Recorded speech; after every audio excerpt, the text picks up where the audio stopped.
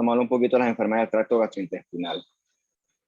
A ver, entonces hemos hablado varias cosas hasta el momento. La última hablamos un poquito del sistema hematolinfoide, si no me equivoco, no, renal. Ya hemos abarcado varios sistemas. Ya hemos abarcado ahorita el sistema gastrointestinal, que obviamente por su volumen, por su extensión, es sitio de varias enfermedades, ¿no? Entonces vamos a ver nosotros el día de hoy qué tipos de enfermedades afectan el tracto gastrointestinal, ¿no? Entonces, esta clase la abarcamos hablando un poco del tubo digestivo y luego nosotros hablamos algo del hígado y las vías biliares, que también es un sitio importante de hallazgos patológicos. Entonces, que el tracto gastrointestinal, hablando sobre todo el tubo digestivo, abarca todas las estructuras huecas que encontramos nosotros, el esófago hasta el recto y el ano. Todo es un gran tubo que se encarga de absorber todo lo que tú consumes de la dieta, tanto macromoléculas, agua, electrolitos, etc. Al ser un sitio tan extenso, obviamente también están constantemente expuestos a distintos antígenos del ambiente. Por ejemplo, si tú te comes algo contaminado, no necesariamente contaminado, algo con algo que tu cuerpo reconoce como extraño, tu cuerpo tiene que defenderse frente a eso. Entonces, es importante el tejido linfoide que encontramos asociado a todo el tracto gastrointestinal, y como es tan extenso, también es un sitio importante donde pueden ocurrir las distintas neoplasias. Entonces, primero vamos a comenzar hablando de la cavidad oral. Entonces, quizá la forma más correcta de abarcar las distintas patologías que encontramos nosotros es por subdivisiones. Entonces, en la cavidad oral encontramos los dientes, las encías, la mucosa oral como tal, las glándulas salivares también. Entonces, hablando de los dientes, obviamente la patología más común que encontramos ahí, que eso es más de odontología, pero bueno, son las caries. Eso es súper, ultra común y ocurre porque al diente se le cae o se le desgasta, por así decirlo, su capa mineral, ¿no? Con el esmalte y la dentina.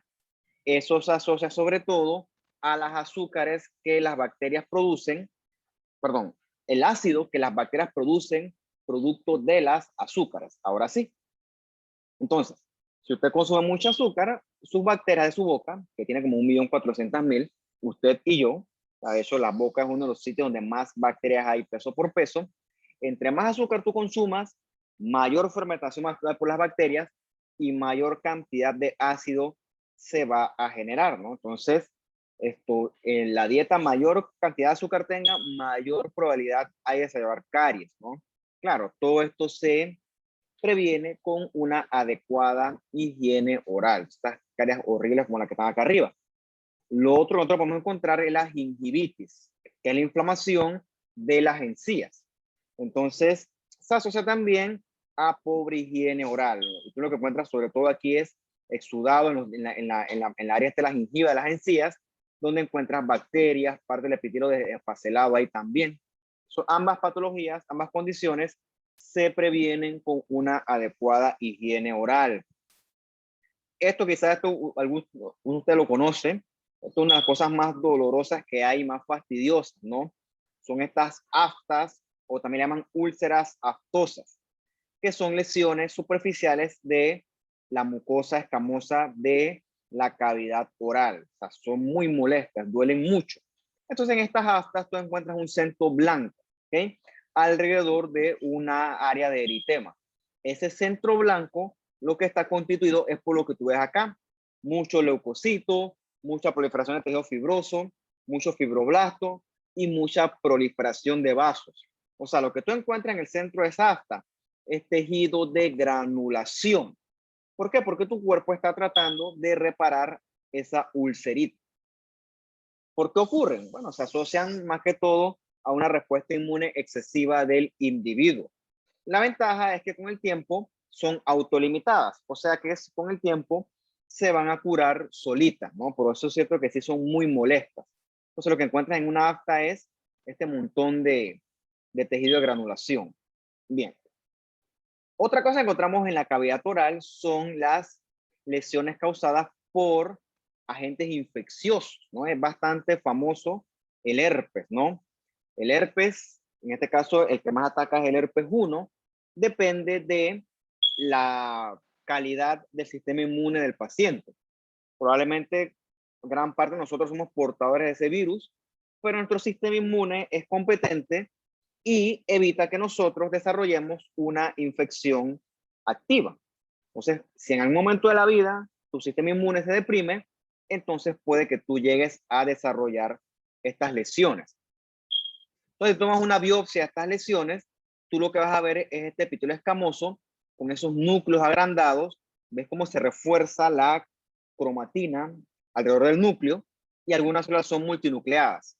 Esas son las famosas inclusiones virales que se encuentran por herpes. Es un efecto citopático.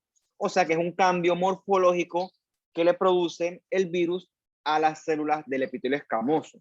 Además está decirle que tú no vas a ver el virus en un microscopio porque el virus es demasiado chiquitito. ¿Okay? Tú lo que ves son cambios del epitelio asociado a la infección por el virus. Entonces, ¿qué elementos asocian a la reactivación de estas lesiones por herpes? Bueno, ya le dije, ¿no?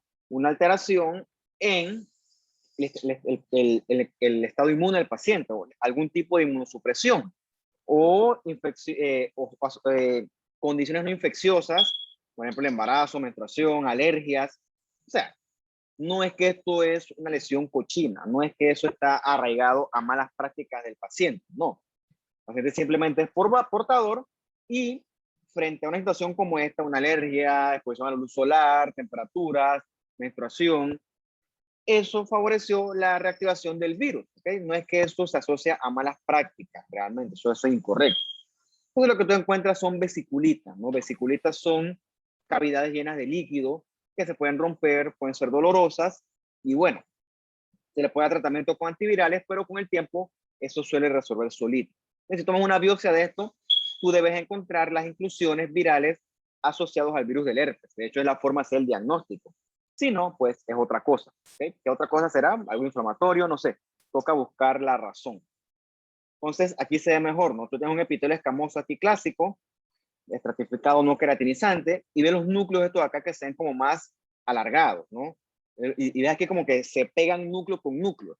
Eso es lo que llaman molding o moldeamiento, que los núcleos se pegan como si fueran los cuadritos de una ventana, de estas ventanas ornamentales. Eso es característico del efecto citopático del herpes. Aquí lo ves.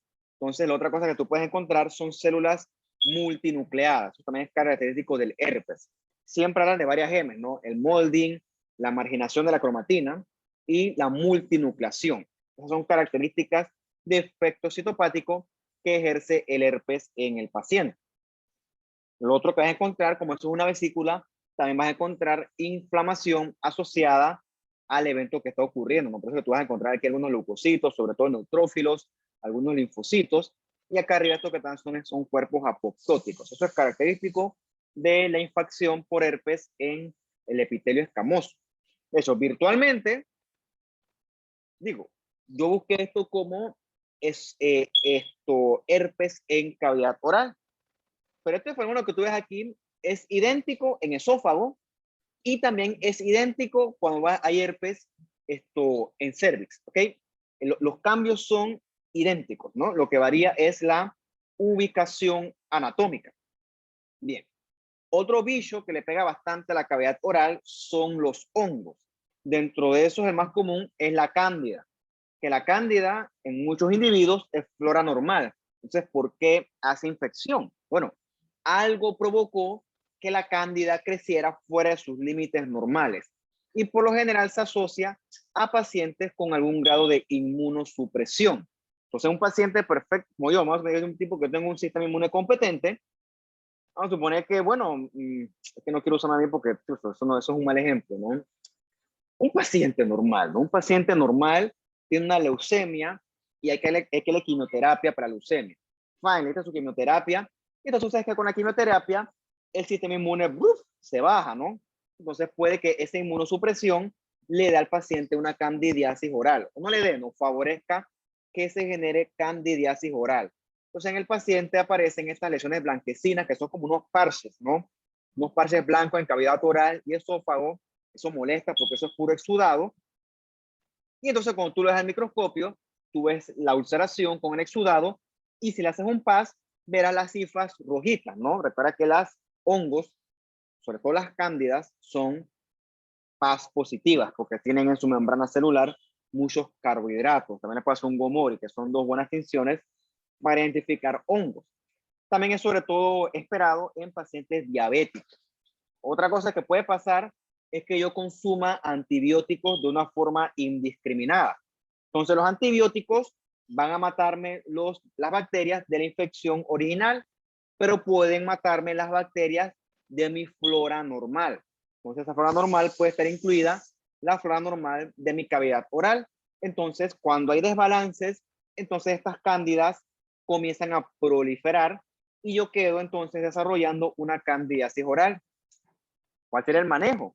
Da manejo para esa candidiasis y ponerle fin al uso de ese antibiótico de manera que la flora normal pueda regresar entonces a su estado en equilibrio. Entonces, si tú agarraras esta placa blanquecina, que realmente eso es como puro exudado, ¿no?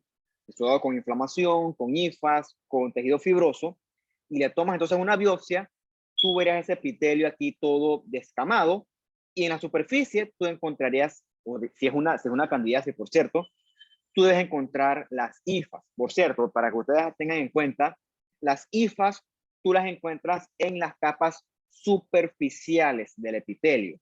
O sea que si yo tengo sospecha de que esto es una candidiasis, yo debo encontrar las hifas en la superficie, no en las capas basales ni en las intermedias. ¿Okay? Entonces, harto de hifas eso, se le da tratamiento, el paciente debe mejorar, ¿no? Pero tienes que estudiar qué fue lo que lo causó de fondo.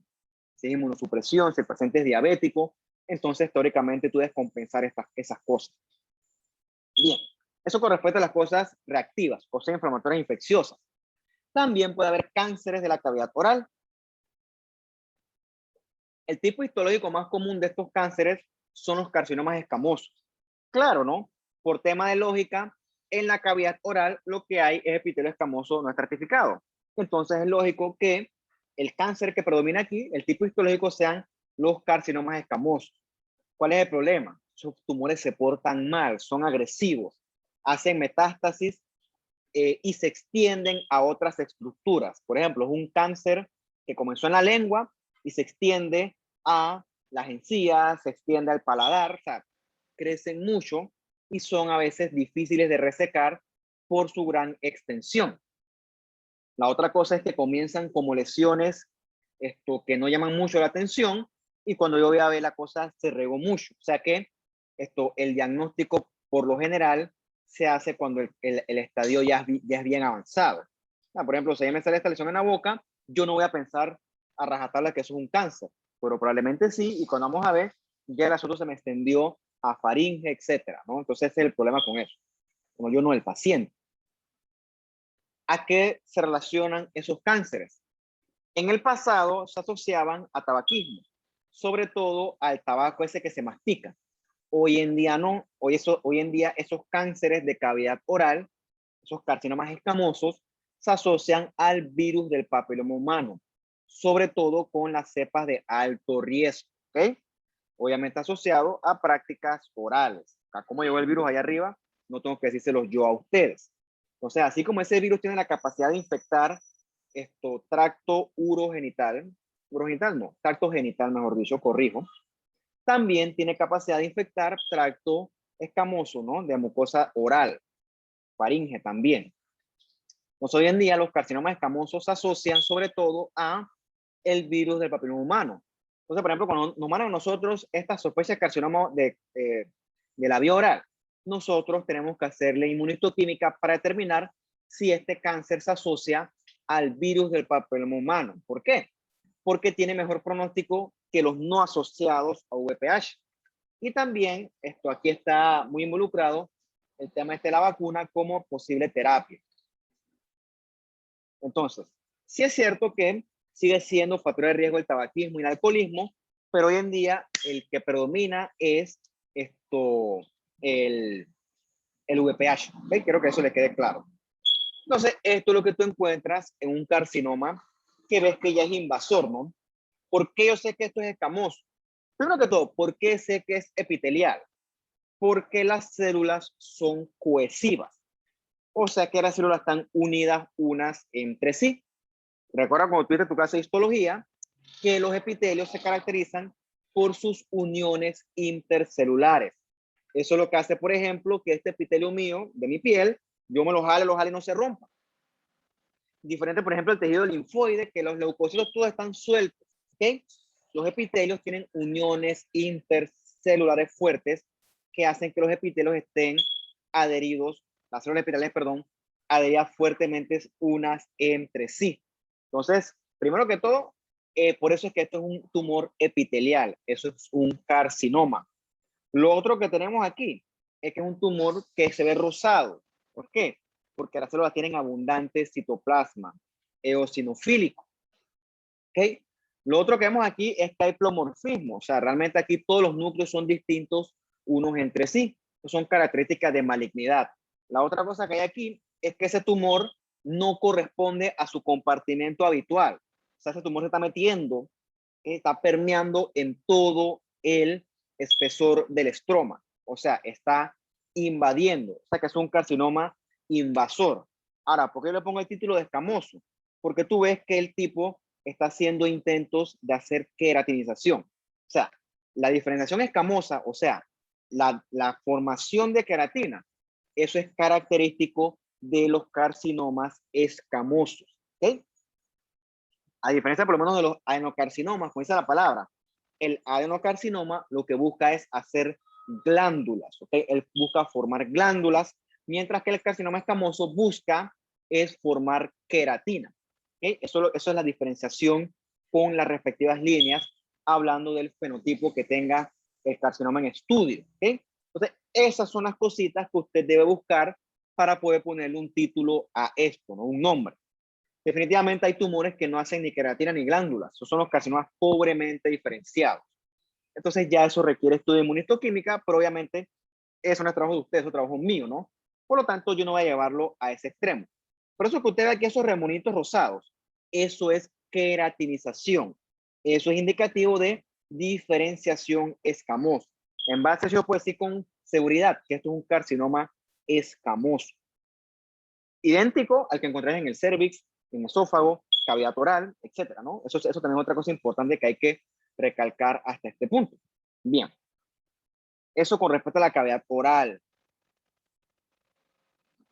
Vamos a hablar entonces un poquito ahora de el esófago. ¿Okay? Vamos a bajar un poquito más. Definitivamente no espero terminar. Yo creo que en estómago podemos terminar. Vamos a ver cómo nos da el tiempo. Déjame ver qué hora es.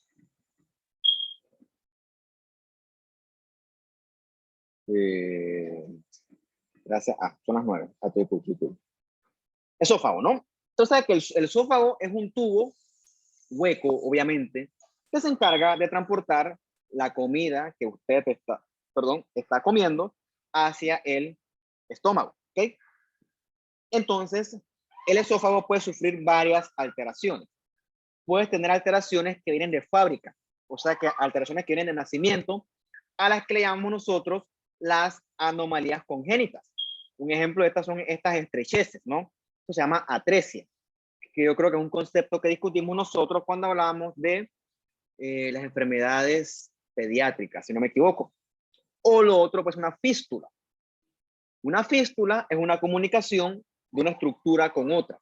En este caso, la fístula está comunicando esófago con tráquea. Por lo tanto, es un esófago, para una fístula tráqueo-esofágica.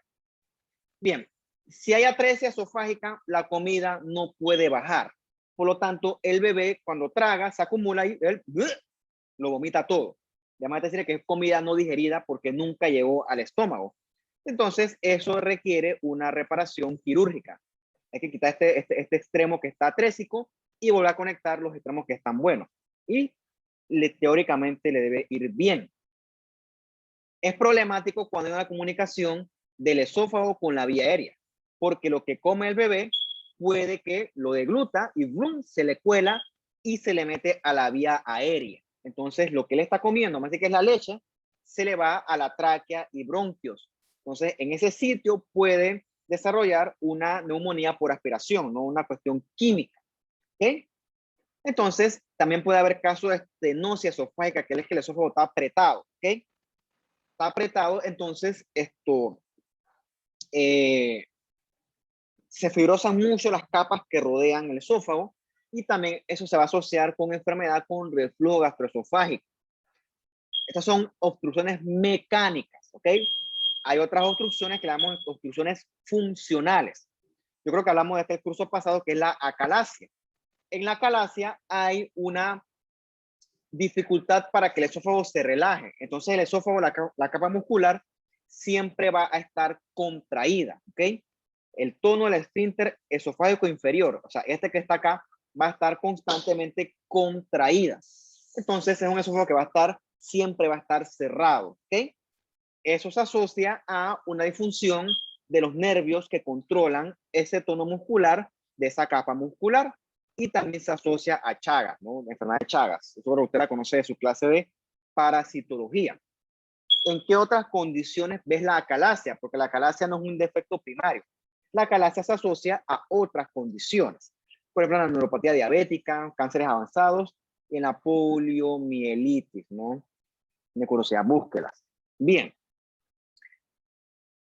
El esófago también puede lesionarse, ¿no? Por causas mecánicas. Pueden aparecer estas rupturas del esófago que se ven en un síndrome que se llama el síndrome de Mallory-Weiss. En el paciente vomita mucho, la pasa vomitando de una forma incoercible, ¿ok? Por lo general, estos pacientes son pacientes alcohólicos, ¿no? Que tomas tanto que todo eventualmente terminas vomitándolo. Y como el paciente es diligentemente alcohólico, por ejemplo, yo estoy tan borracho que vomito, créeme que yo no quiero seguir tomando más, como hasta entre buen tiempo. El tipo que es alcohólico, eso no le importa, el man sigue chupando, pues hasta que la muerte llegue. El man sigue chupando, el tipo es, vomita, bebo, vomito, bebo, vomito, de un ciclo casi interminable. Llega un punto donde el tipo puede vomitar con contenido de sangre, no se llama hematemesis, que lo que él vomita puede contener sangre. Entonces eso se asocia mucho a los alcohólicos y se llama el síndrome de Mallory-Weiss. ¿Okay? Curiosidad, ¿no? Eso es raro, por cierto, pero puede ocurrir. Hay otros más raros, que es donde la laceración esofágica... Oh, ok, por cierto. En este síndrome, la laceración es superficial, o sea que el esófago no está perforado. Hay otros donde el esófago, la laceración sí es transmural. ¿Qué quiere decir transmural? Que agarra desde la mucosa superficial hasta las capas profundas. O sea que el esófago literalmente tiene un hueco, ¿ok? Y también el esófago está totalmente perforado. Ese se llama el síndrome de Boerhaave. Eso me lo sé porque una vez pidieron una autopsia con sospecha de un paciente de una mediastinitis secundario a síndrome de Boerhaave. No sé cómo se dice, cómo se dirá. Aquí lo dicen, síndrome de Boerhaave. Por alguna razón, el esófago se perforó. Si el esófago se perfora, usted tiene línea que todo el contenido esofágico se sale. ¿Y a dónde se sale? Al mediastino. Entonces, ese contenido genera una mediastinitis que es fatal, ¿ok? Va a ser fatal. Aquí dice represión clínica, pero tiene que ser unos tiempos ideales para que el paciente no se muera, ¿ok? Entonces, imagínate, este huequito que está aquí, todo el contenido esofágico se libera al mediastino y eso le parece una mediastinitis, como dice aquí, catastrófica, casi que fatal. Eso puede pasar, es raro, pero puede pasar, está descrito. Bien. Otra cosa que, bueno, aquí dice esofagitis química, pero ya se lo voy a explicar porque cuando dicen esta palabra como que enreda un poquito. Bien. La mucosa del esófago también se puede inflamar, ¿no? Por cierto, usted tiene que conocer la histología para esto, ¿no? Tú sabes que la histología del esófago corresponde a un epitelio escamoso estratificado no queratinizante. Entonces, por ejemplo, yo ahorita estoy tomando un café que no está tan caliente, ya está frío de hecho, quiero hacer un poquito más. Pero si ahora me tomo un café recién sacado de la cafetera y yo me la aviento todo el café, o sea, yo me voy a quemar, ¿ok? Entonces, eso irrita mi epitelio del esófago. Eso provoca lo que le llamamos una esofagitis química. Puede ser porque me tomo un líquido muy caliente, puede ser que ahorita yo mismo me agarro un trago de tequila y ¡glup! ¡Ajo! Y todo el esófago me lo quema. Eso también puede provocar una esofagitis química. O puede ser que yo soy un suicida y agarre el cloro ahorita y me sirva un shot de cloro y ¡glup! Eso, el cloro es alcali. O puede ser que agarre ahí, no sé, algo ácido y ¡glup! Me lo tome también. Todas esas son sustancias químicas que pueden lesionar la mucosa esofágica. Siempre está metido aquí el humo del cigarrillo, ¿no? Yo siempre se lo digo, cuando usted busque la patología que a usted más le guste, el tabaquismo siempre va a ser factor de riesgo. Digo, ¿no? Si yo agarro y me tomo un shot de café caliente, al rato se me quita.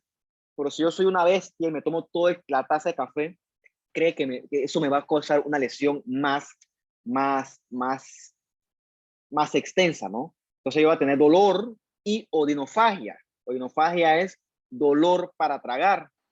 Claro, si fue café caliente, ¿no? Pero si yo agarro y me tomo todo el tanque de cloro, puede que eso, si es que puedo, ¿no? Eso sí me lesiona la mucosa, puede que yo sangre, puede que me perfore el esófago, casi que fatal, ¿no?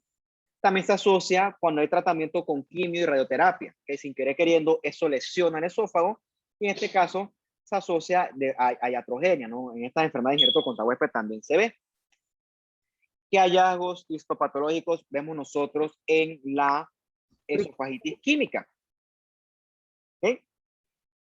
Va a haber inflamación, ¿okay? Sobre todo aguda. Entonces el epitelio va a presentar inflamación aguda, puede ulcerarse, puede haber cambios isquémicos, eso de forma aguda. Si el agente o si la lesión es crónica, el epitelio puede hacer hiperplasia, el epitelio puede aumentar sus capas para poder soportar más con el tiempo esa lesión química, esa lesión por agente físico. Entonces tú vas a encontrar una reacción del epitelio, ¿okay? Con inflamación, con isquemia, que con el tiempo se va a traducir con hiperplasia del epitelio. Recuerda, el epitelio está tratando de defenderse contra ese agente químico. Bien. Parecido al anterior, dale pues, hablamos más tarde. Tú no vienes, bueno, no importa. Tú no vienes acá más tarde. Bien. El esófago también puede ser, ya compañía ya, ¿ves? El esófago también puede ser sitio de infección. Y entonces, el paciente puede padecer esofagitis infecciosa. Estas se asocian más a pacientes con inmunosupresión. El mejor ejemplo es el paciente con HIV-Sida. Entonces, esos agentes infecciosos que son oportunistas, o sea, que son agentes infecciosos que no me atacan a mí porque mi sistema inmune es competente, sino que atacan a pacientes con sistema inmune debilitado. Entonces, nosotros podemos encontrar esofagitis infecciosa por hongos como la cándida, que es clásica, herpes o también citomegalovirus. Aquí en esta imagen C se ve mejor ese ejemplo del citomegalovirus. ¿Se acuerdan que le dije, no? Tú ves esta multinucleación y ves cómo los núcleos tienen como una separación entre sí, como si fueran unas ventanas ornamentales. ¿Okay? Eso llaman el molding, ¿no? El moldeamiento, y también ves cómo se genera un rim alrededor del núcleo. Eso se llama la marginación de la cromatina. Estos son cambios citopáticos asociados a la infección por el herpes. En este caso le está pegando a la mucosa esofágica. También podemos encontrar candidiasis esofágica, bastante similar a lo que hablamos en la contraparte oral. Ves una úlcera, ¿okay? Y si le haces un PAS, debes encontrar harto de IFA, ¿no? Bien. Entonces, ya le dije, no, el herpes, tú encuentras células escamosas multinucleadas con el moldeamiento el molding, como si fueron las ventanas ornamentales francesas estas, y la marginación de la cromatina. Esta que está acá en la D, a la derecha, es el citomegalovirus. Importante aquí, muchachos, dato para ustedes. El herpes, si tú lo quieres buscar, al herpes le gusta infectar las células escamosas, o sea, a las células epiteliales. Allí es donde lo debes buscar. Mientras que, por ejemplo, a su contraparte, el citomegalovirus, a él le gustan varias células, pero la que más le gusta es el endotelio. ¿Okay? El citomegalovirus le gusta el endotelio. O sea que si tú sospechas una esofagitis por citomegalovirus, tú lo que debes buscar es cambios citopáticos en el endotelio, en las células endoteliales. Como dice la palabra, citomegalovirus. O sea, tú vas a encontrar cambios grandes, ¿no? Entonces lo que tú encuentras acá son núcleos grandototes con células grandototas. ¿Okay? Agrandamiento de los tamaños es lo que tú debes buscar en sospecha de citomegalovirus. Obviamente tú esto acá lo puedes corroborar con la serología del paciente y también le puedes hacer inmunohistoquímica. O sea, el diagnóstico no se limita solamente a la morfología. Bien.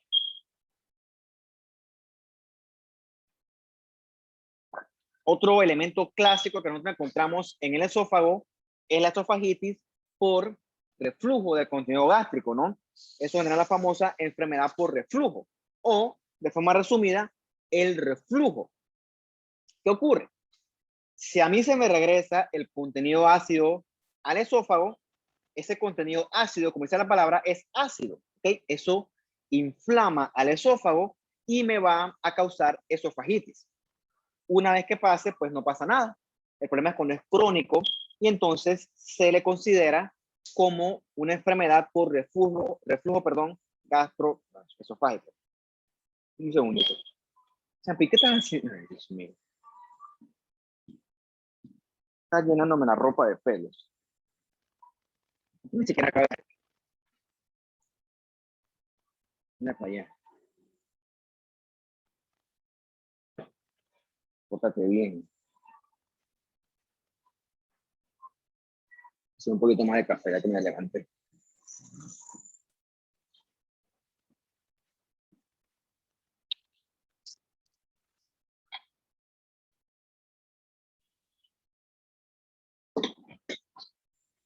La sol.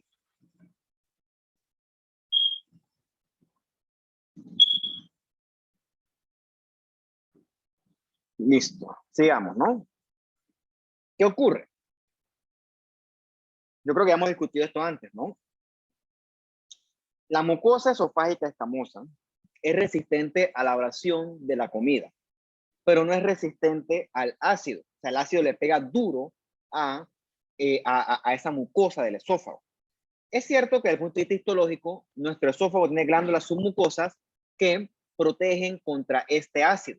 Sí, una vez que pase, pero si pasa todos los días a cada hora, entonces ya el daño supera los mecanismos de defensa. La otra cosa que nos protege es que el esófago en la conexión con el estómago, o sea, en el cardias o unión gastroesofágica, él se cierra, ¿ok? Él se cierra y ese cierre de ese esfínter esofágico inferior previene que el contenido ácido del estómago se regrese al esófago. ¿Qué ocurre? Hay condiciones donde el tono de ese esfínter se disminuye, ¿ok? Por ejemplo, en los pacientes alcohólicos, ese tono se disminuye, para variar el tabaquismo, para variar. Los pacientes obesos también el tono se le disminuye y por eso es que la obesidad se asocia mucho al reflujo. También, por ejemplo, si me tomo un medicamento que me deprima el sistema nervioso central, puede que el tono disminuya y se asocie al reflujo. Y también por el embarazo, ¿no? Por fuerza mecánica del útero que empuja, puede que la paciente embarazada sufra algún grado de reflujo. Entonces, el reflujo como tal, como enfermedad, se ve en pacientes mayores. ¿Qué ocurre? Cuando ese ácido se cuela al esófago, eso quema, es bien molesto y eso también con el tiempo le genera al paciente dolor para tragar.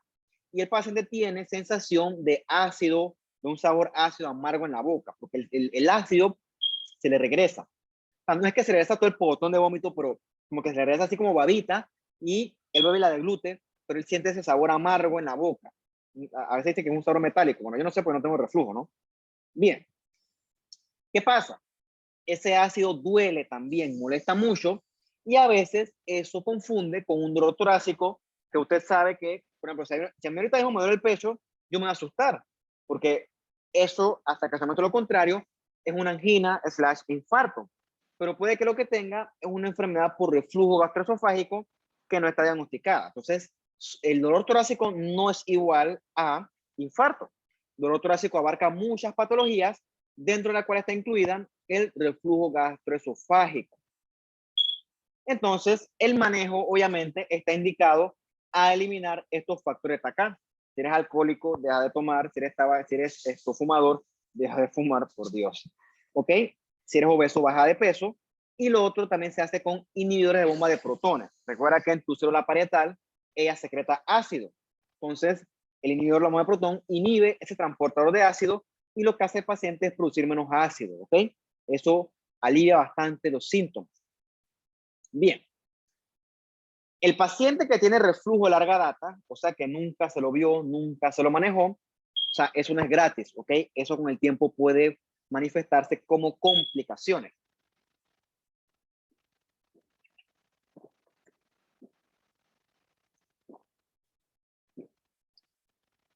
Se tenía que hacer. Ok. Una vez que hago un reflujo, no pasa nada. El problema es cuando tengo yo 20 años haciendo reflujo y yo no le presto atención. Como les dije, la mucosa esofágica no resiste el ácido. Y con el tiempo, esa mucosa va a pasar por ciclos interminables de inflamación, reparación, hasta que con el tiempo ella se adapte. Y la adaptación consiste en convertirse en un tipo de epitelio que sí sea resistente a ese ataque del ácido. El epitelio que sí es resistente es este epitelio intestinal con células caliciformes. Entonces, con el tiempo, mi mucosa esofágica va a hacer metaplasia intestinal. Esta meta muy bonita. Ves aquí el epitelio escamoso del esófago y ves cómo se transforma acá en un epitelio que es virtualmente idéntico al que tú encuentras en el colon. ¿Ok? Un epitelio escamoso, un epitelio cilíndrico con células caliciformes. Si hiciéramos refringencia, vieras que hasta tiene microbiosidades, tiene borde en cepillo. Cool. Ese epitelio transformado se llama esófago de Barrett. Ese esófago de Barrett se defiende bien contra el ácido. El problema es que eso no corrige el problema y el ácido sigue regurgitándose hacia el esófago. Con el tiempo, si eso no se trata, esta metaplasia escamosa puede transformarse en displasia y con el tiempo puede transformarse en un cáncer. Como es glandular, se transforma en un adenocarcinoma. Por eso es que el mayor factor de riesgo o la mayor preocupación de este esófago de Barrett es la transformación con el tiempo a adenocarcinoma de esófago. O sea, es un factor de riesgo bien conocido y bien reconocido. Por eso es que preocupa un paciente con reflujo. No es que, sí, ya dale, tranquilo, no pasa nada. Sí pasa porque con el tiempo, ese paciente con reflujo te puede desarrollar un esófago de Barrett y con el tiempo te puede hacer un adenocarcinoma de esófago. Entonces, ¿cómo se diagnostica esto? Hacen una endoscopía. En la endoscopía hay hallazgos de la mucosa que cambian y le toman una biopsia. Y si en una biopsia yo demuestro esto, ¿okay? Demuestras que hay metaplasia intestinal o presencia de células caliciformes, eso es diagnóstico para esófago de Barrett. Dependiendo de el grado de displasia, el manejo desde expectante hasta quirúrgico en tal caso, ¿no? Entonces, lo importante aquí, la clave es la prevención. O sea, si usted tiene reflujo, hay que tratárselo, porque el reflujo no es inocuo, no es gratis. O sea, con el tiempo se puede y se va a complicar. Bien. En el esófago también surgen tumores, ¿no? Sobre todo tumores malignos. Ya hablamos que el adenocarcinoma surge en el contexto de un esófago de Barrett, que a su vez surge en el contexto de una enfermedad por reflujo gastroesofágico de larga duración.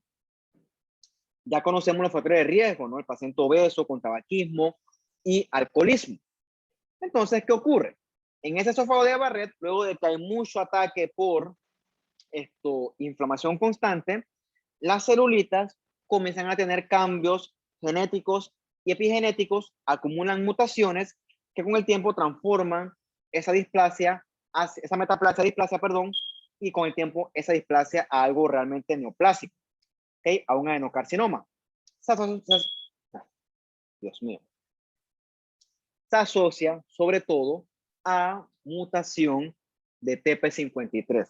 Yo llevo casi 3 años dando clases y todavía me cuesta un poquito la dicción. Pero bueno, me ha ayudado bastante, porque antes no podía ni hablar. Antes nada más ya con el tiempo he aprendido a pensar antes de hablar y eso me ha ayudado bastante, ¿no? Claro, no es perfecto, pero algo he hecho, algo he logrado. La clínica de un paciente con adenocarcinoma de esófago es inespecífica. El paciente puede tener disfagia, que es dificultad para tragar, y orinofagia, que es dolor para tragar, pérdida de peso, dolor torácico, vómitos. Eso no quiere decir que tenga cáncer. Es el problema. El diagnóstico no es clínico, ¿ok? El diagnóstico requiere endoscopía, con biopsia, etcétera, ¿no? Y sospecha de que, bueno, historia de que el paciente tiene reflujo de hace 5, 10, 20 años, ¿no? Requiere todo ese trabajo, ¿no? Y requiere que demuestre una biopsia la presencia de glándulas neoplásicas como tal.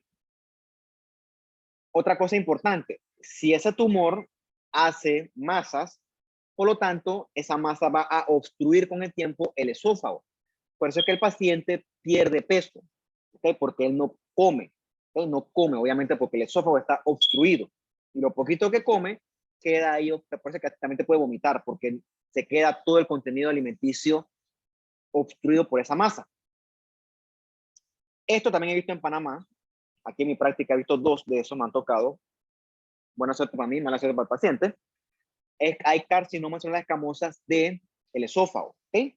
Se asocian sobre todo a esto, ¿no? A tabaquismo y a alcoholismo. También se asocia, dice aquí, a consumo frecuente de bebidas calientes. Pero diablo, eso es como que tirarme la jarra entera de café, las 12 tazas de un solo, ¿no? Eso no es que por tomar café caliente te va a dar un cáncer de esófago, nada. No digan que yo dije eso, ¿no? Esas son cosas mucho más crónicas, tabaquismo, alcoholismo. Cierto porcentaje se asocia también a HPV de alto riesgo, pero no es como la cavidad oral, o sea, es un poco menos, hay cierta asociación, pero no quiere decir que HPV es igual a cáncer de esófago, ¿ok? La clínica es similar a un adenocarcinoma. Tienes una masa que crece, por lo tanto el paciente va a tener dificultad para tragar, con el tiempo no va a poder tragar y va a perder mucho peso al punto de que en los huesos, el paciente va a quedar caquéxico. Entonces el tratamiento, pues, en estos casos requiere disminuir el tamaño de su tumor y si es posible operarlo, ¿no? Es lo que pasa, el esófago, la masa obstruye y el paciente no puede tragar, ¿ok? No puede tragar. Y entonces, a nivel histológico, tú ves esto, ¿no? Ves que esto es un tumor epitelial, las células son cohesivas, ves que hay atipia, los núcleos, tú no puedes decir hay 2 núcleos que sean iguales, todos son diferentes. Hay atipia nuclear y hay plomorfismo nuclear, ¿ok? Quizás aquí no hay diferenciación escamosa, pero tampoco hay glándulas, ¿no? Entonces, este sería un carcinoma escamoso de moderada a pobremente diferenciado. Habría que ver toda la biopsia. Otra cosa importante, una foto no le hace justicia a una laminilla entera. Uno trata de hacer cosas aquí que son representativas, pero es que tienes que ver toda la laminilla, toda. Bien, vamos a tomar unos minutos aquí para hablar un poquito del estómago y yo creo que con eso podemos terminar por hoy. En unos minutos entonces. 2 minutos.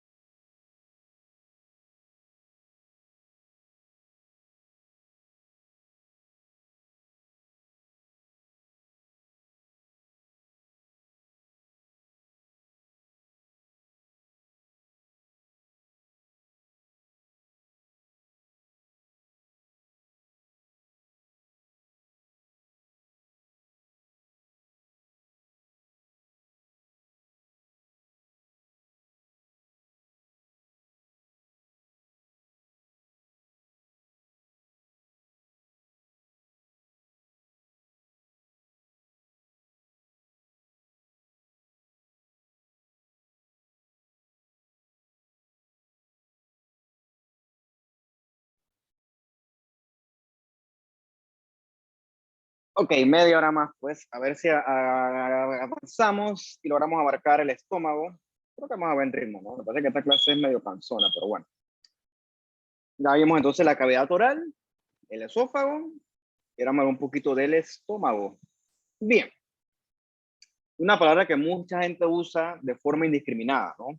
Gastritis. Está mal dicho, muchachos, porque la gastritis es un diagnóstico histopatológico que consiste en determinar que hay inflamación en el estómago.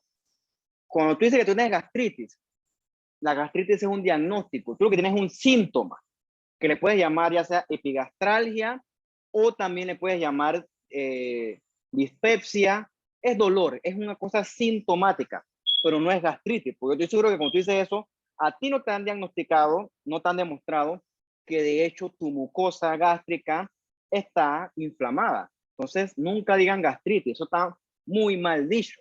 Lo que pasa es que, discúlpeme la palabra, es un término que se ha prostituido, obviamente de forma inadecuada. Palabra muy fea, por cierto, no debía haberla dicho. Bien, la gastritis es la inflamación de la mucosa gástrica producto de la lesión a la mucosa del estómago. Tienes que partir de eso, porque si tú tienes gastritis, tú estás diciendo por definición que tu mucosa esofágica está lesionada. Y les pregunto yo, ¿es así? Yo creo que no. ¿Okay? Una cosa importante y no solamente para el estómago. Cuando tú veas una biopsia del segmento que más te guste del tracto gastrointestinal, esófago hasta el ano si quieres, todo. Jamás tú debes encontrar neutrófilos. Ver un neutrófilo, aunque sea uno, eso es anormal. Eso te indica a ti que ese segmento que tú estás evaluando, eso está activamente inflamado. Esa inflamación no viene porque sí. Algo está evocando o induciendo esa inflamación. Y por lo tanto es un hallazgo completamente anormal. Si en una gastritis tú la evalúas y tú ves que hay inflamación con neutrófilos, eso nosotros en patología llamamos una gastritis activa. ¿Okay? La gastritis es activa producto de algo que la está molestando. La causa más común es el infame Helicobacter, que el más común es el pylori, pero hay otros helicobacteres que pueden desarrollar o están asociados al desarrollo de gastritis. Lo otro que provoca gastritis son los AINES, ¿no? Usted sabe que el AINES inhibe la parte de la ciclooxigenasa y también termina inhibiendo las prostaglandinas. Y las prostaglandinas son las involucradas en la secreción de gran parte del moco protector del estómago que lo protege pues de su propio ácido. Si yo consumo AINES de forma indiscriminada, voy a cortar la secreción de moco y por lo tanto mi estómago va a ser presa de su propio ácido. Eso ocurre, por cierto, ¿no? Haga el experimento, sea científico. Agarre y cómprate un frasquito de Dorival y tómate una cada 8 horas. Para que tú veas al cabo de 7 días, va a estar pidiendo perdón, ¿no? No perdón, pero va a estar muy sintomático. Eso ocurre, por eso es que tú no puedes tomar AINES, ibuprofeno, etcétera, todos los días. Eso está contraindicado. Está demostrada la gastritis química por AINES. También, obviamente, el consumo de alcohol te genera una gastritis química, ¿no? Porque el alcohol es irritante como tal. Y asociar el estrés no es el estrés de que yo estoy estresado por un examen, ¿no? Es el estrés de un paciente que está debilitado y enfermo. Eso paciente también te pueden hacer cierto grado de gastritis. Bien, una gastritis, pues, por ejemplo, yo puedo tener una gastritis que no es molesta fuera de lo tolerable, puedo tenerla, es cierto, pero puede ser también muy sintomática. Con esto que le decía, ¿no? Con dolor epigástrico, que también le llaman epigastralgia, puedo tener náuseas, puedo tener vómitos, puedo tener malestar general, y eso va en función de qué tan golpeada esté mi mucosa esofágica. Entonces, la mucosa esofágica puede tener grados de erosión superficial hasta bien profundo. Entonces, paciente puede desarrollar con el tiempo úlceras propias del estómago, son las úlceras famosas pépticas, Esa úlcera puede sangrar. Entonces el paciente puede hacer ya sea hematemesis, que es vomitar con sangre, o también puede vomitar borras de café, que es vomitar sangre digerida. ¿Ok? Chuchi, me pica la espalda. Que me llama sol. Ay, pero no borrascame, pero que no aguanto, loco. Ay, qué mala suerte. O también puede haber melenas, que es que el paciente sangra el estómago, esa sangre digerida pasa a el resto del tracto gastrointestinal y el paciente, las heces parecen alquitrán. ¿Okay? Ese alquitrán es que el paciente está defecando sangre digerida. ¿Okay? Cuando tú ves esas heces así melenas, yo creo que eso lo discutimos en el curso anterior, ese paciente está sangrando. ¿Okay? Y el sangrado viene del estómago porque la sangre está digerida. Si viniera de más abajo, la sangre fuera roja, rutilante, porque no está digerida. O sea, si la cosa es muy dramática, el paciente puede tener un sangrado a toda mecha, que eso es raro, pero puede pasar. Una cosa importante es que nunca subestimen, yo no aguanto la espalda, nunca subestimen el ácido del estómago. Es súper ácido. O sea, es tan ácido que si tú comes un hueso, el estómago digiere ese hueso, tira línea de lo ácido que puede ser. Como dice aquí, no, 1.000.000 de veces más ácido que la sangre. Obviamente eso lo tomé yo directamente del libro. No me consta que sea así. Discútanle al libro. Bien. Recuerda que tu estómago tiene muchas capas epiteliales, ¿no? Siendo la capa superficial la capa de células foveolares, se llaman el epitelio foveolar. Ese epitelio foveolar secreta moco con bicarbonato, que lo que hace es neutralizar y proteger al estómago de su propio ácido. Cuando tú tomas ibuprofeno de forma indiscriminada, tú estás inhibiendo esa secreción de moco protector. Por eso es que léete la cajetita, ¿ok? El consumo irresponsable o no chequeado, no verificado, no monitorizado, se asocia entonces a gastritis, ¿ok? Entonces mira lo que está aquí, ¿no? Injury, lesión del estómago. Helicobacter pylori, NSAID, que es non-steroidal anti-inflammatory drugs, ¿ok? NSAID son AINES en inglés. Aspirina también, por cierto. Por eso es que el paciente que toma aspirina como método de cardio profiláctico está en riesgo de sufrir una gastritis. Claro, tú me preguntas a mí, ¿qué prefieres, un infarto o una gastritis? Venga con la gastritis. Obviamente, ¿no? Como siempre, está el tabaco metido en todo, ¿ok? Puede haber reflujo duodenal, que eso sí es más raro. El punto es que todas estas son causas que pueden lesionar la mucosa gástrica, ¿no? Y con el tiempo hacen esta erosión que se puede y se va a inflamar. Un segundo, parece el teléfono que alguien me escribió.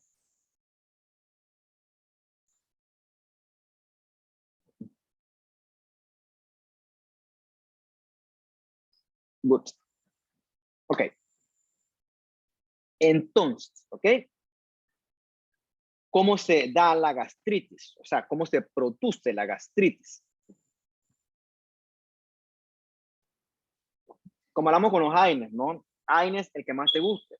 Ya le cité la aspirina, ibuprofeno, naproxeno, diclofenaco, todos son AINES. Recuerda que esos AINES a nivel de la cascada del ácido araquidónico inhiben a la ciclooxigenasa.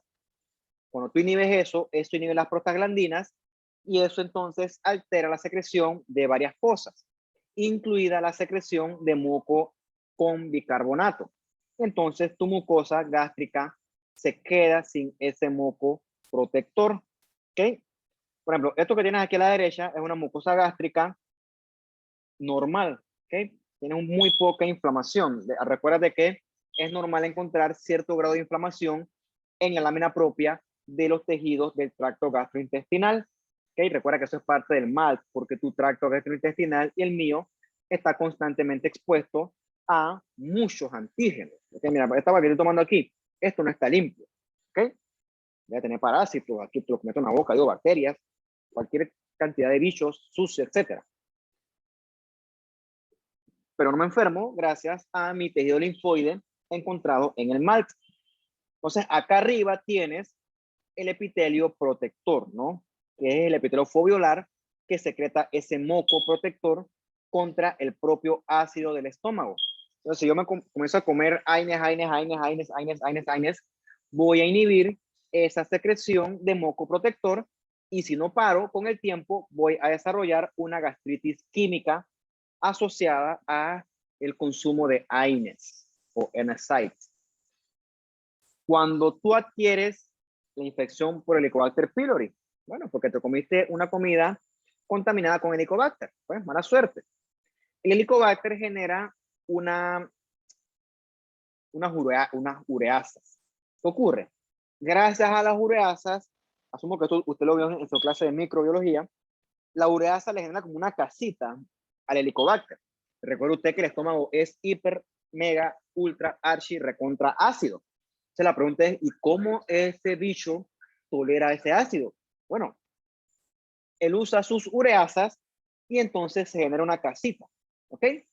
Porque ¿qué hacen las ureasas? Agarran el bicarbonato y se lo jalan para él, ¿ok?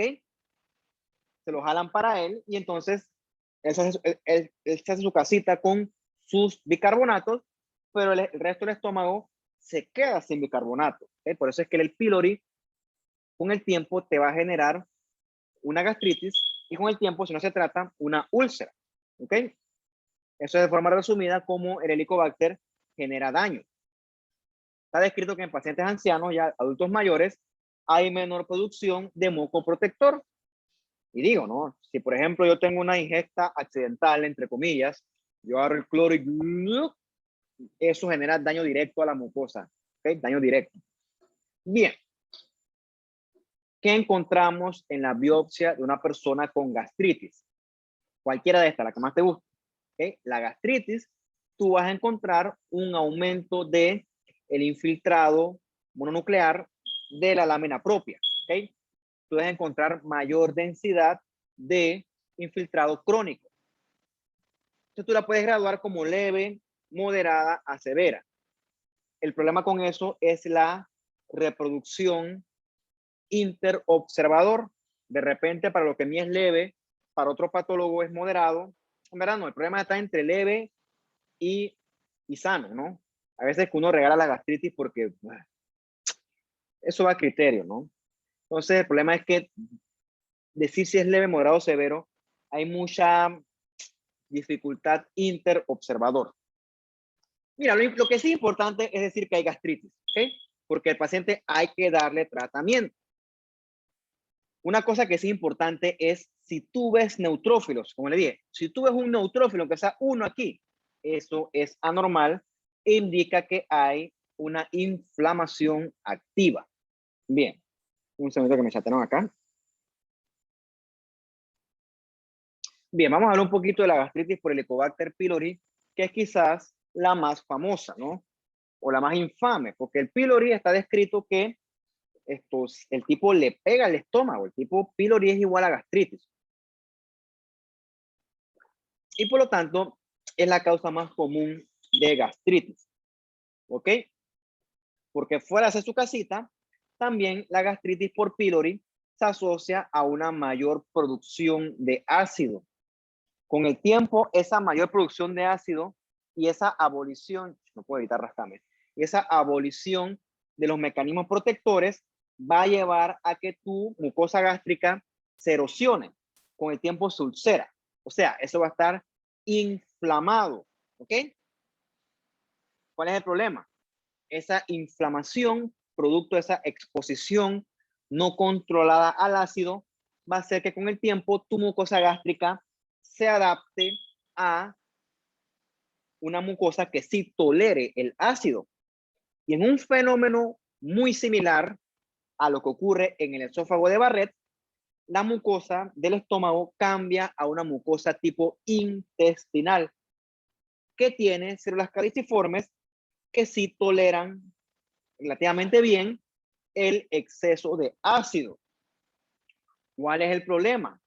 Que esa metaplasia intestinal, si no se controla, eso puede hacer displasia y con el tiempo esa metaplasia te hace displasia y se puede transformar en un cáncer gástrico. ¿Ok? Es un factor de riesgo conocido y reconocido. No es que yo quiera asustar a la gente, pero eso está descrito.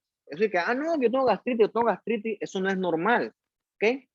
Eso no es normal, o sea, tener una gastritis que no mejora, o sea, eso es factor de riesgo para desarrollar en el futuro cáncer gástrico, ¿ok? Eso hay que tener mucho cuidado, ¿ok? Digo, no es que va a tener cáncer, pero se puede prevenir. Eso es una mejor forma de decirlo, ¿ok? Está descrito que la infección por pylori es un factor de riesgo en la progresión a metaplasia intestinal, a displasia y con eventual transformación a adenocarcinoma de estómago. Eso está bien descrito.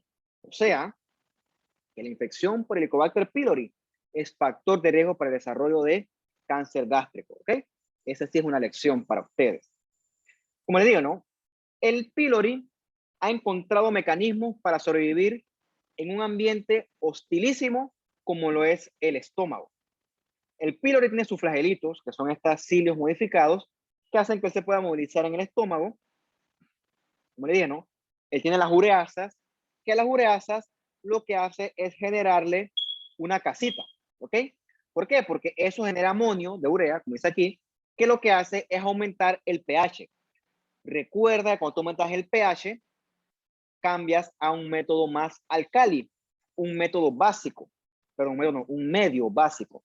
Y ese medio básico le ayuda al Helicobacter a vivir en un ambiente tan hostil como lo es el ambiente ácido del estómago. O sea, su casita de ureasa lo protege del ácido del estómago. También tienen moléculas como las adhesinas que hacen que él pueda pegarse fuertemente al epitelio foveolar y también puede secretar sus toxinas. Todos esos son factores que le ayudan a Helicobacter a sobrevivir y a vivir en la mucosa gástrica del paciente con la infección, que asumo que usted conoció mejor o conocerá mejor en sus tantas clases de microbiología. Bien, hay muchas formas de detectar el Helicobacter pylori. Obviamente con la clínica, con la sospecha. La que yo hago en mi práctica es ver en las biopsias. En las biopsias gástricas, tú puedes ver al pylori. Obviamente, no es que tú ves directamente al pylori, tú ves la mucosa gástrica con gastritis, ¿ok? Ves un aumento del infiltrado mononuclear y también ves inflamación aguda. Y si utilizas esta tensión, que es la Warthin-Starry, ves a los pyloris aquí en negrito, ¿no? Hay otros métodos también, por ejemplo, este test de aliento, también es serología para pylori, PCR, pero la que yo en mi práctica es con la demostración directa, ¿no? En la biopsia. Tú lo puedes ver por HIE, sí, pero es mucho más fácil ver la contención de Warthin-Starry, o así negritos. Y siempre los debes encontrar en la luz del epitelio foveolar o en la luz de las glándulas. ¿Okay? A ella les gusta ese lugar. Como le dije, ¿no? No es que él está ahí, punto. Hay una reacción de fondo frente a esa bacteria. Va a haber gastritis, como no es acá, no puede haber formación de folículos linfoides. Mira, tú puedes ver esto que tienes aquí. Ves como la glándula gástrica, ves cómo está llena de neutrófilos. O sea, los neutrófilos literalmente están comiendo esa glándula. Eso es indicativo de actividad. ¿Por qué? Porque el pylori atrae esos neutrófilos. Cuando tú ves estos neutrófilos intraepiteliales, casi que allí hay hay Helicobacter pylori. Entonces, tú puedes encontrar grados variables de inflamación con linfocitos, plasmáticas, macrófagos, como dirían, agregados linfoides, y con el tiempo, si esto no se da tratamiento, recuerda que la mucosa gástrica se adapta y tú puedes encontrar entonces metaplasia intestinal con la presencia de células caliciformes. Repito, eso se asocia con mayor riesgo de adenocarcinoma gástrico. Claro, no es que porque tengo gastritis ya va a ser un cáncer, claro que no, pero eso es un factor de riesgo. ¿Ok? Tratamiento, hay que erradicar al Helicobacter, eso es con antibióticos, y también hay que eliminar la producción de ácido. Eso se hace con inhibidores de bomba de protones, el famoso omeprazol. ¿Ok? Y con tratamiento y con vigilancia, al paciente le va muy bien. ¿Ok? En términos generales, el paciente tiene buen pronóstico, se controla. Mira lo que tienes aquí, ¿no? Tienes una mucosa gástrica, ¿ok? Y ves cómo está toda morada, ¿ok? parte está morada porque hay mucha inflamación. Hay un aumento del infiltrado inflamatorio mononuclear de la lámina propia. Y si ves con mucho más detalle, verás que hay neutrófilos. Recuerda, nunca debes encontrar neutrófilos en una biopsia de tracto gastrointestinal. Esos neutrófilos los está llamando ahí alguien, ¿ok? Hasta que se muestre lo contrario. Esos neutrófilos están ahí porque ahí tiene que haber pylori. Hasta que se demuestre lo contrario. ¿Qué hago yo? Bueno, le pido un Wharton Starry a eso para verlos con más facilidad. Bien. La gastritis, si no se maneja a tiempo, la erosión puede hacer que se ulcere, ¿ok? Se forma una úlcera en la mucosa gástrica, ¿ok? Porque la producción de ácido excede la protección del moco con bicarbonato. Se llaman úlceras pépticas porque son producidas por el ácido. Y recuerda que estas úlceras pueden ocurrir tanto en el estómago como en el duodeno. Factores de riesgo son tabaquismo, corticoides, porque los corticoides inhiben los mecanismos protectores también con el tiempo. También, y también alcoholismo y tabaquismo casi siempre están metidos en todo. A ver, dice, una pregunta. Una vez que el Helicobacter pylori se remueve, cool. Vamos a decir que tienes un paciente con gastritis y al paciente le dieron la triple terapia que es con el antibiótico, con el omeprazol y otro medicamento que se me escapa. Las células caliciformes también salen del estómago. Bueno, alguna vez yo leí que se ha demostrado, vamos a utilizar los conceptos que hemos hablado hasta ahora. La metaplasia intestinal es una adaptación, ¿ok? Recuerda que las adaptaciones son reversibles. Quiere decir que si yo elimino el agente ofensor, ¿ok? La metaplasia intestinal, o sea, la metaplasia con sus células caliciformes, con el tiempo también debe regresar, ¿ok? Se debe ir eliminando. ¿Qué explicación yo le encuentro a eso? Recuerda que los epitelios son tejidos de alto recambio. Sí, yo puedo tener hoy esa metaplasia intestinal, me dan tratamiento, el pylori fue eliminado. Con el tiempo simplemente, como ya no hay ese ambiente ácido hostil, simplemente ese epitelio intestinal se elimina y se reemplaza por epitelio original. Teóricamente, si yo lo trato a tiempo, ese cambio de metaplasia puede eliminarse, ¿ok?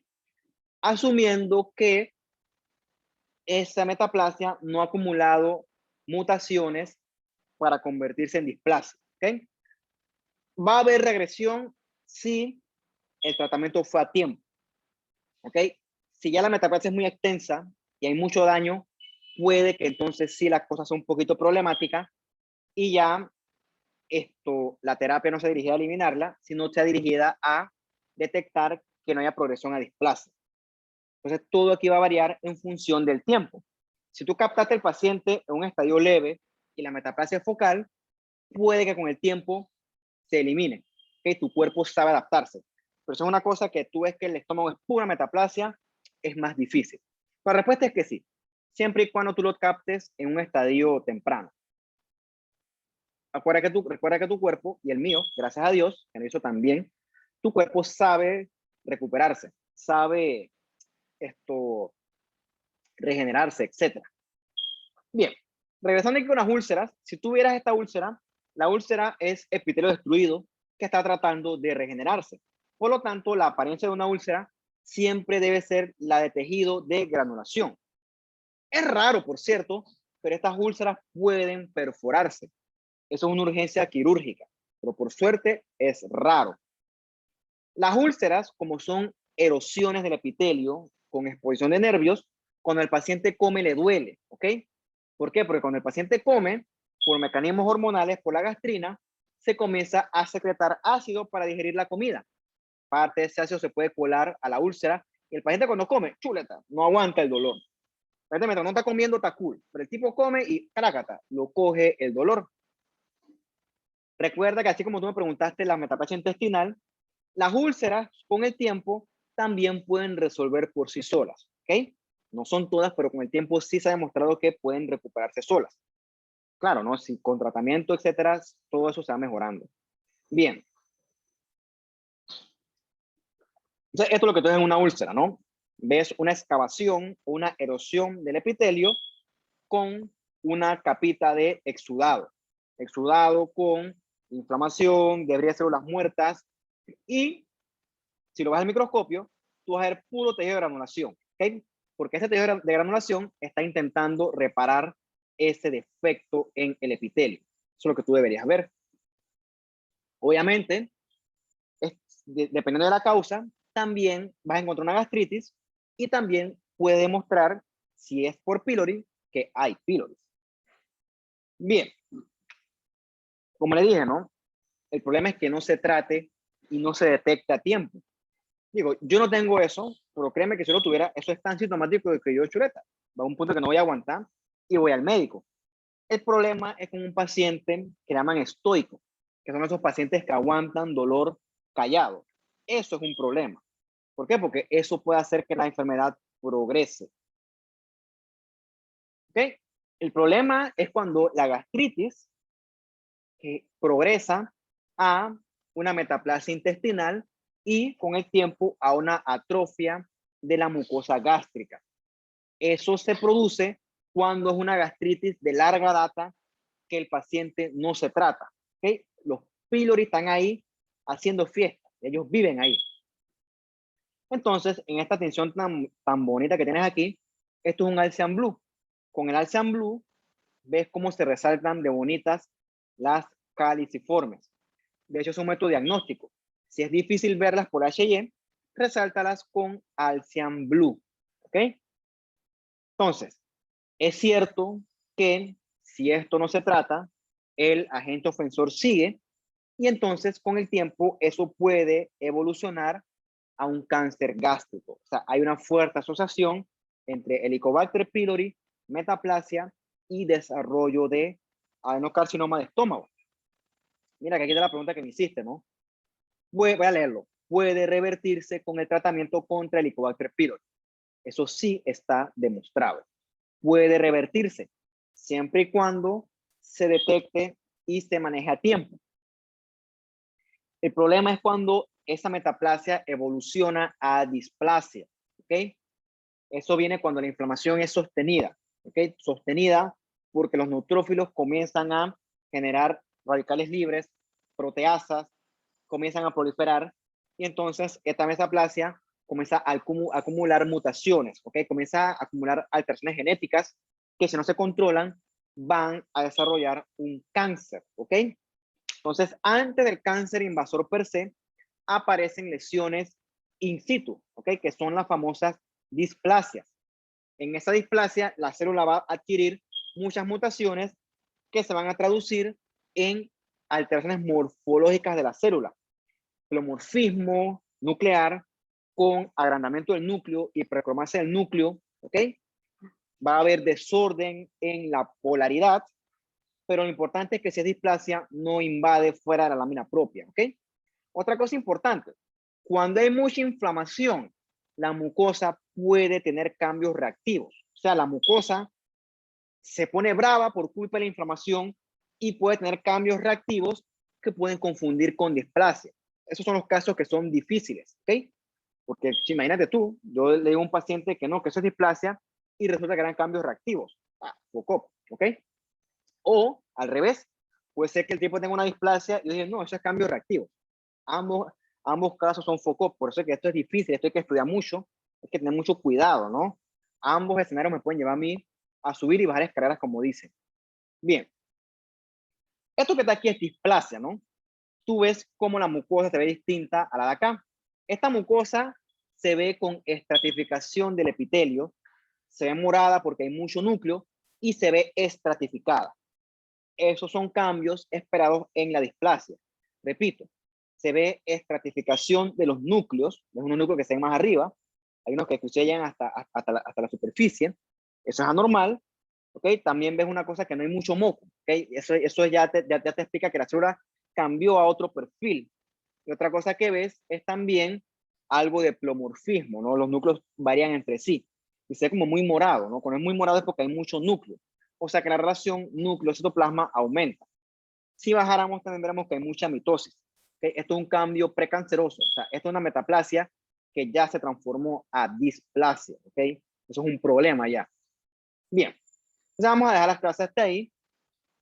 Y vamos a continuar el viernes con el tema de los pólipos gástricos, ¿no? Yo creo que por eso es suficiente. Aparte que ya yo creo que tiene mi hora. Bien, entonces muchachos, ¿tienen dudas, preguntas, comentarios hasta aquí?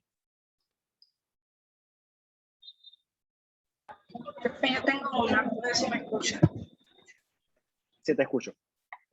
pero no es de esta clase. Es del video que mandó el compañero, que lo dejó grabado. Mira, me da problemas para escucharte. No sé si me puedes escribir al chat mejor. Que se escucha como cuarteado. Yo te espero. Mientras voy a revisar el teléfono.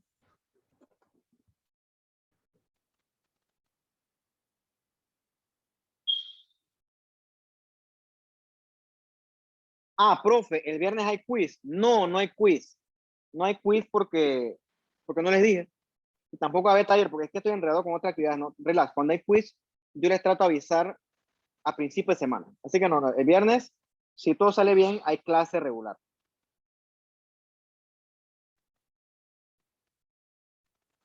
No, no, quiz no hay. Yo les voy a avisar porque es que yo no les puedo decir de allá para allá. Eso es injusto también.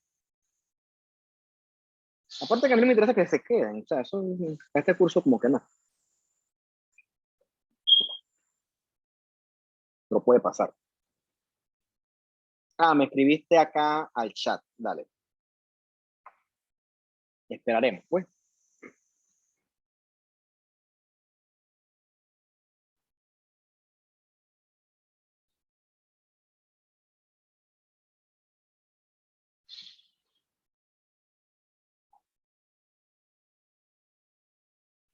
Vamos a esperar a la compañera que tiene una pregunta interesante y mientras voy a abrir la diapositiva.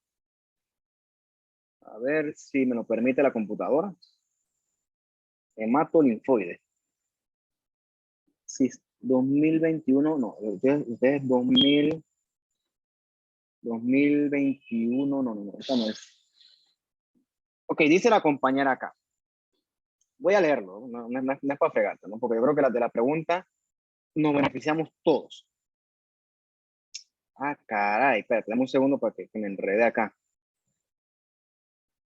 Vamos a cerrar esta que ya la vimos hoy.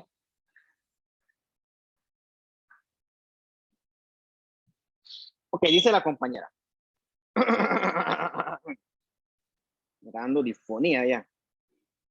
Le comentaba sobre la clase de hemato parte 2. Es que no mencionó el linfoma no Hodgkin. Solo dijo el de Hodgkin. Entonces quería saber la diferencia de estos. Que el otro no tiene células de Rix-Stenberg. Pero es el infinito 20. Vamos para allá. Excelente pregunta. Vamos a abrir la diapositiva. Yo la había abierto. Después se cerró.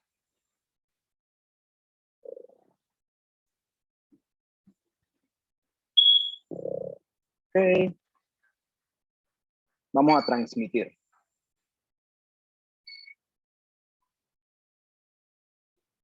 Pueden ver la pantalla, por cierto. Hacia aquí, ¿no? Participants cannot see your application. Vamos a la parte de las neoplasias.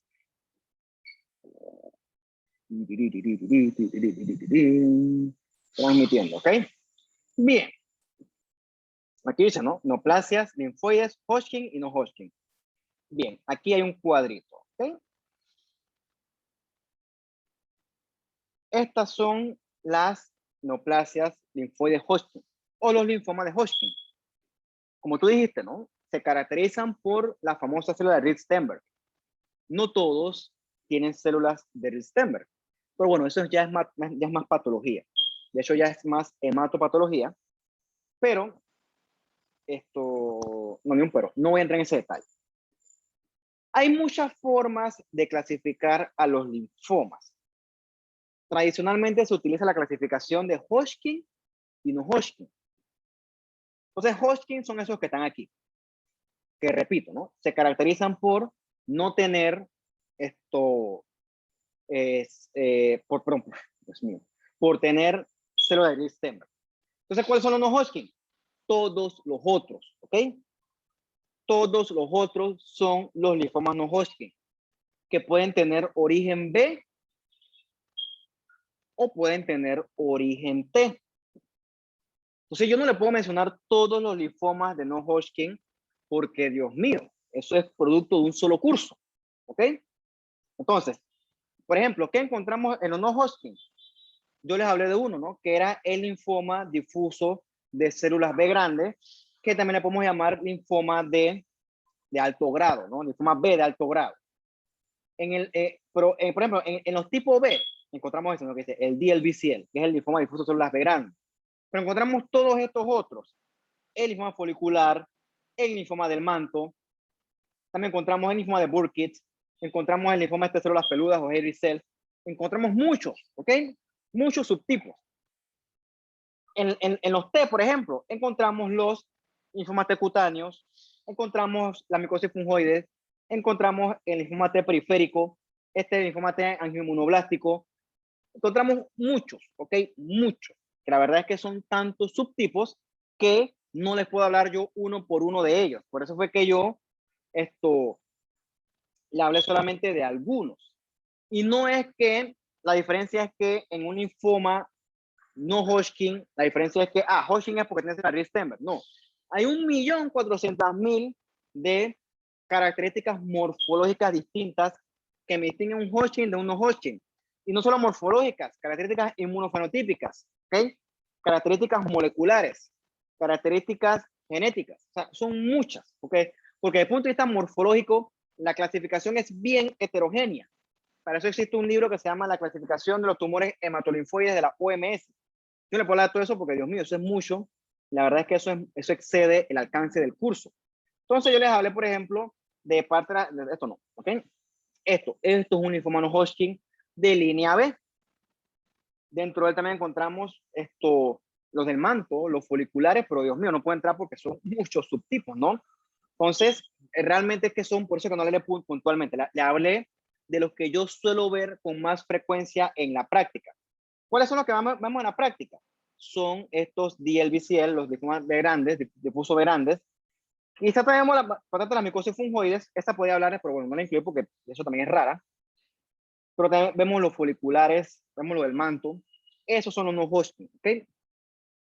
Lo repito, no se lo mencioné porque realmente no forma parte de las competencias del curso. Les hablé de la que considero yo que es importante que usted sepa hasta este punto, ¿no? Para este curso, ¿no? Que es un curso de principios de patología. Pero Dios mío, aquí hay paisanos un curso entero hablando de las patologías, de los linfomas. De hecho, patologías neoplásicas, hematolinfoides, hay paisanos un curso entero, ¿ok? Pero es mucho, es mucho. Si no, la verdad es que no termino. Y yo traté de mencionarles las generales, que son las más comunes que uno suele ver en la práctica. Pero hay demasiadas, ¿no? Mira nada más esta línea acá, es de los linfomas. Hay otra línea que es de las leucemias, que son otro millón más. Todas son las leucemias. Es demasiado material, ¿no? Yo traté de presentarles las más frecuentes, ¿no? Pero no, y no es de que porque uno es Gris-Stenberg y el otro no es Gris-Stenberg. Es más complicado que eso. Porque hay linfoma de Hodgkin sin célula de Gris-Stenberg, nada más para que sepas, ¿no? Pero yo no quiero enredarlo porque ya eso abarca, sale de su curso y se mete dentro de la patología per se, que es la patología mía. Yo no quisiera entrar en ese detalle tan complicado, porque la verdad es que eso sí forma parte de un curso per se de hematopatología. ¿Okay? Ya eso forma parte de un solo curso que, Dios mío, no, es mucho, es mucho. Entonces, para enredarlos yo y te enreden ustedes, pues trato de mantenerlo, como dice el curso, principios de patología. ¿Okay? Principios. Vale, ¿alguna otra pregunta, muchachos?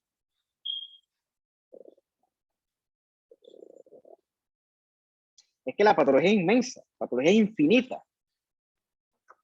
demasiado amplia. Con un curso de 16 semanas es grandísima, ¿no? Y de hecho va de cosas que no veamos, porque es mucho material.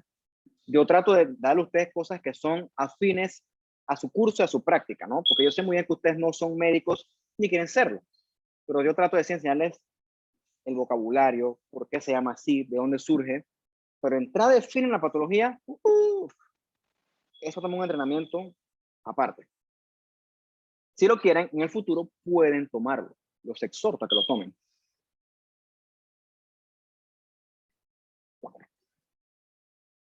Bueno, muchachos, si no tienen más preguntas, los dejo porque tengo que ir al hospital a cumplir con mis otros deberes. Y si Dios quiere, y espero que quiera, nos veremos entonces para terminar el viernes con nuestra clase. Entonces, chao, cuídense y que estén bien. Gracias por la atención. Bye. Nos vemos, profe. Hasta luego, Chao. profe. Gracias.